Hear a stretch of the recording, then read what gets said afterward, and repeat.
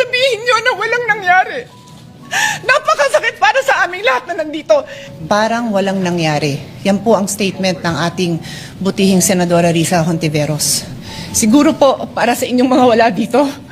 Pero para sa amin na nandito, napakaraming nangyari. Takot na takot po ako na kailangan ko na magpaalam sa mga anak ko. At yung staff ko, 2 pintuan ang pagitan ko sa putukan. Yung staff ko na si Claire, na 20 years na sa akin, nandun siya sa labas. She has a 12-year-old son. Kinuwento niya sa akin lately na tumatakbo siya, hindi niya alam kung saan siya pupunta. Kaya para sabihin niyo na walang nangyari. Napakasakit para sa aming lahat na nandito. And as I said, 2 pintuan ang nagpo-protect sa akin sa putukan.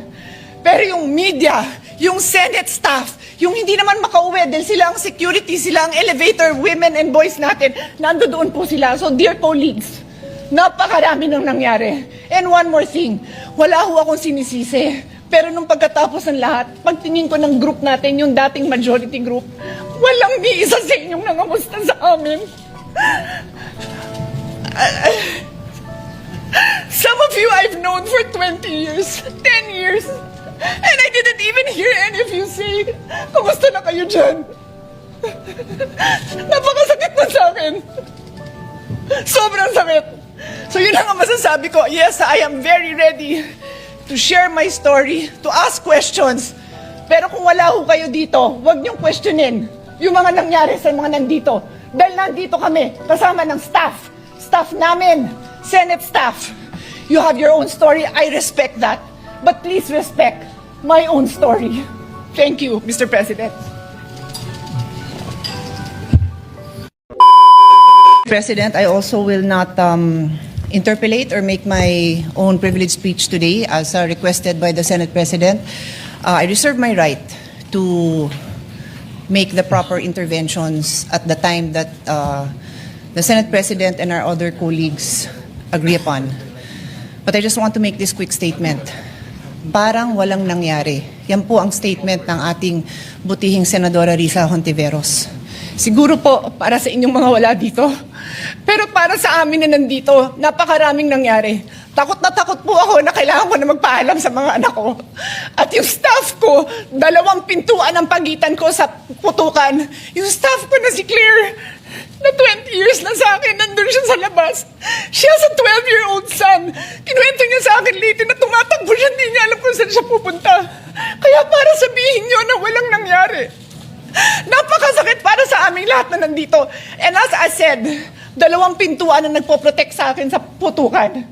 Pero yung media, yung Senate staff, yung hindi naman makauwi dahil sila ang security, sila ang elevator women and boys natin, nandoon po sila. So dear colleagues, napakarami nang nangyari. And one more thing, wala ho akong sinisisi. Pero nung pagkatapos ng lahat, pagtingin ko ng group natin, yung dating majority group, walang ni isa sa inyong nangamusta sa amin. Some of you I've known for 20 years, 10 years, and I didn't even hear any of you say, kumusta na kayo dyan? Napakasakit na sa akin. Sobrang sakit. So yun ang masasabi ko. Yes, I am very ready to share my story, to ask questions. Pero kung wala ho kayo dito, huwag niyong questionin yung mga nangyari sa mga nandito. Dahil nandito kami, kasama ng staff namin, Senate staff. You have your own story, I respect that. But please respect my own story. Thank you, Mr. President. Minority Leader. Mr. President, yes, of course, we sympathize with the manifestation made by Senator Pia Cayetano. But my position is merely to give a suggestion for your consideration and for the consideration of our colleagues. I think this particular issue, once culminated, should be referred to the Committee of the Whole. The reason being, it is an extraordinary remedy necessary because of the issues of Senate institutional security. With the chamber itself is affected, the institution is threatened. There are multiple Senate committees that are going to be involved: public order, justice, rules, ethics, even finance because of the procurement of the weapons allegedly that were used. So the Senate has a direct institutional stake, every senator. So this is not just majority or minority. So therefore, may I give a suggestion that you consider the possibility of all these manifestations be referred to the Committee of the Whole. And in the past, the Committee of the Whole, when we investigated Parmali, we investigated PhilHealth, it was the Senate President that chaired the Committee of the Whole, unless he appoints a This co-chairman. representation always takes, you know this, Your Honor, always takes your suggestions seriously. So Thank you. you're suggesting we use Rule 14 and Section 14 of the rules and create a special committee, the Committee of the Whole. Is that correct? Yes. Mr. President, if I may, Mr. President. And before that, since we're going to go into caucus to speak about the calendar, may I ask the Minority Leader if it's acceptable that we discuss it there? Later in the caucus, just so that we don't have to discuss everything on the floor and and we get the other business that we have to do today done with. No? Can I, Mr. President? Yes.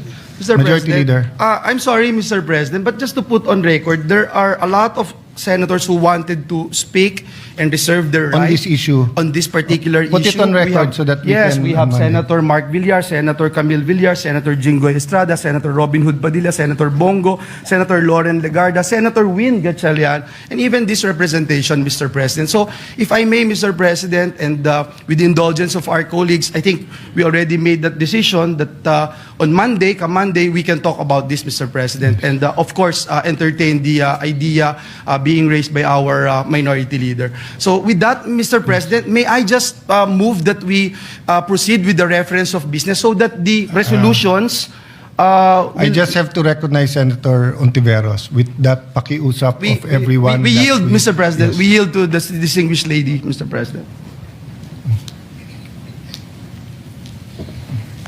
Maraming salamat, Mr. President.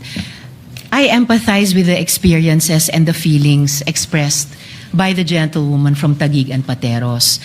May I just repeat what I clearly stated at the context of na parang walang nangyari.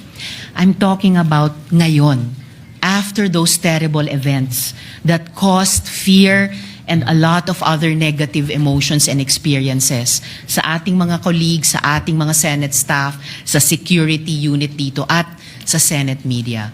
Yun po yung punto ko. And it is akin to one of the points raised by Senator Erwin earlier, before my privileged speech. But let So me just assure to you correct that's not that, the Mr. case. President. In fact, I have to deal with the security of the Senate every day. I'm just not telling you everything that we have to deal with now to make sure that there's no bombs in the